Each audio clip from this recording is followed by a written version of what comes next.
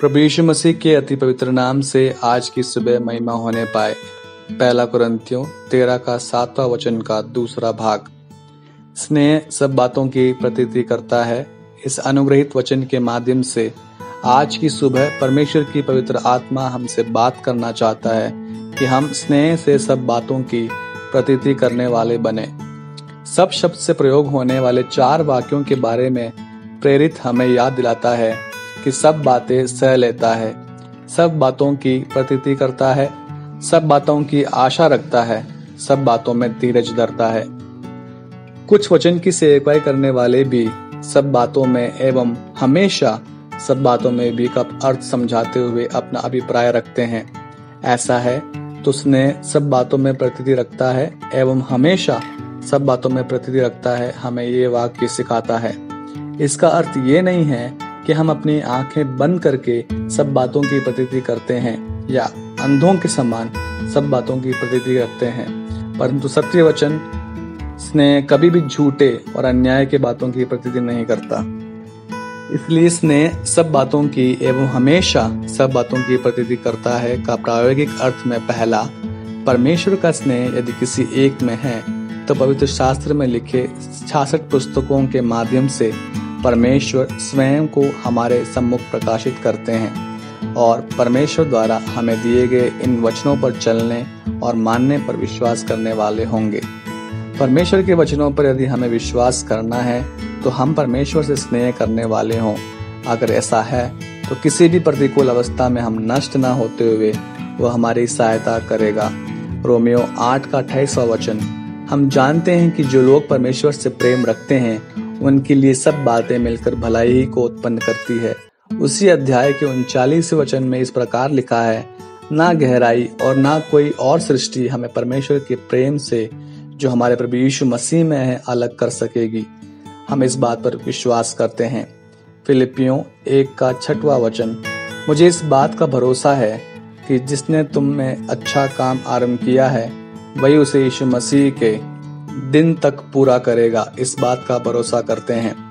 इसलिए मेरे प्रियों, आप में से कई उस असंभव यरीहो की दीवार के तले दबे हुए होंगे, परंतु यथार्थ यदि आप परमेश्वर की स्नेह अपने भीतर रखने वाले हैं तो परमेश्वर के लिए कोई बात असंभव नहीं है। परमेश्वर के लिए सब कुछ संभव है। यह बात आपको विश्वास दिलाने के लिए प्रेरित करता हूँ। वही विश्वास है जो आपको परमेश्वर की कल्पनाओं का अनुसरण करते हुए परमेश्वर में स्वयं को समर्पित करते हुए उसकी सेवा करने के लिए प्रेरित करती है। जिस प्रकार हम पुराने नियम में देखते हैं कि उस असंभव यरीहो के दीवार के गिरने का कारण बनी।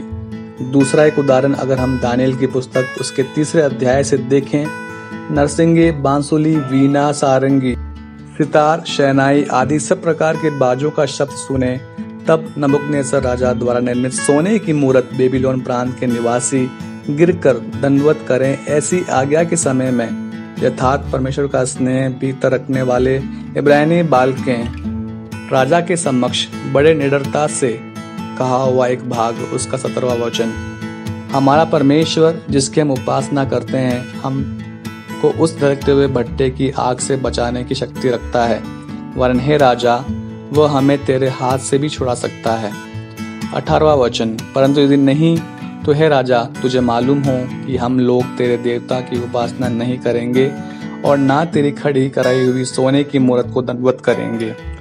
मेरे प्रियों, यथार्थ परमेश्वर का स्नेह भीतर होने के कारण किसी भी प्रतिकूल अवस्था में उन इब्रानी बालकों को स्थिर रहने के लिए प्रेरित करते थे।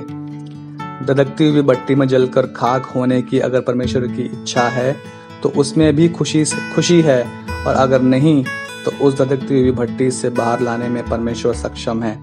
इन सब बातों में विश्वास रखने और किसी भी विपरीत परिस्थिति में उस पर विश्वास रखने के लिए उनको प्रेरित किया।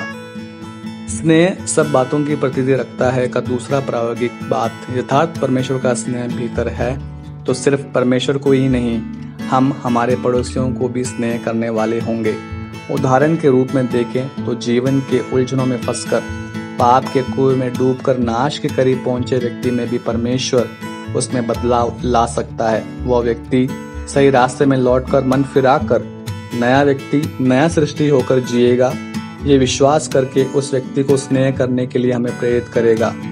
व विश्वास व खास तौर पर उस व्यक्ति की कीमत, उसकी काबिलियत भविष्य में उसके अवसर को समझने के लिए हमारी सहायता करते हैं। इसलिए मेरे प्रियो, पवित्र शास्त्र में लिखे हुए सब बातों की प्रतीति करके उसका अनुसरण करने वाले बने। आप सबका दिन अनुग्रहित हो।